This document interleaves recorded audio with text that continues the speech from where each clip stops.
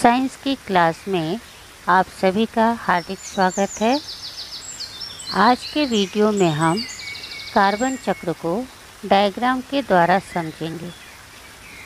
वायुमंडल में CO2 carbon dioxide की मात्रा लगभग 0.03% है। तो जो पर्णहरित युक्त पौधे होते हैं, जिन्हें हम हरी वनस्पतियाँ भी कहते हैं, वे सूर्य प्रकाश की उपस्थिति में प्रकाश संश्लेषण की क्रिया करके अपना भोजन तैयार करते हैं। भोजन यानी कि ग्लूकोज। तो जब ये पौधे सूर्य के प्रकाश की उपस्थिति में प्रकाश संश्लेषण करके भोजन तैयार करते हैं, तो वायुमंडल से और जल में घुले हुए कार्बन डाइऑक्साइड का उपयोग करते हैं। कहाँ से लेते हैं? वायुमंडल से और जल में। और किस में रूपांतरित करते हैं? ग्लूकोज में बदल देते हैं। अब जीवित प्राणी जो हैं, वो ऊर्जा पाने के लिए हरी वनस्पतियों के द्वारा निर्मित इस ग्लूकोज को भोजन के रूप में उपयोग करते हैं।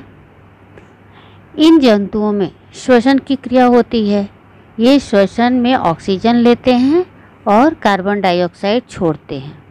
तो ये कार्बन डाइऑक्साइड श्वसन के द्वारा वायुमंडल में जाकर मिल जाता है।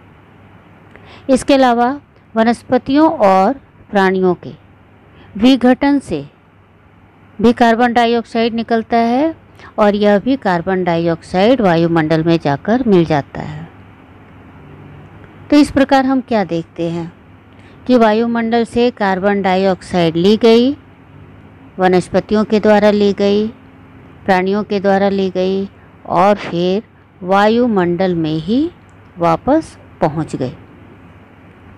अब कार्बनिक यौगिक को देखें, इनकी बात करें तो यहाँ पर देखिए, ये पेट्रोलियम है और कोयला जैसे जो पदार्थ हैं, ये करोड़ों वर्षों तक पृथ्वी के अंदर संग्रहित होते रहते हैं और इन पर जमीन के अंदर प्रक्रिया होती है और ये जीवाश्म ईंधन कहलाते हैं।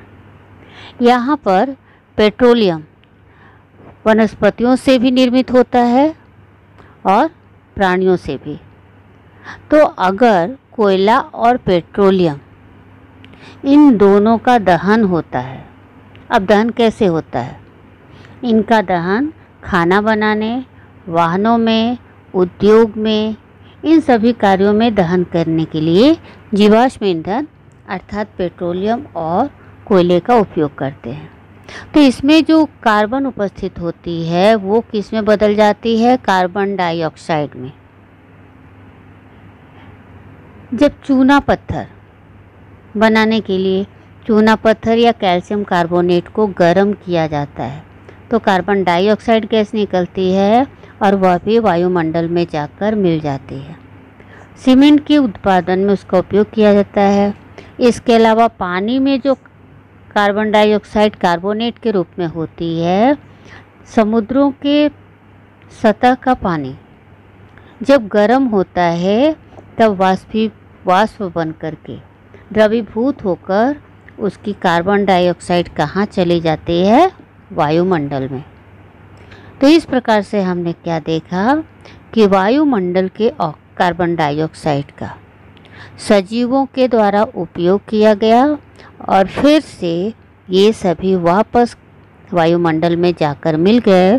तो इसे ही कहते हैं कार्बन चक्र। तो आपको डायग्राम बिल्कुल ऐसे ही बनानी है।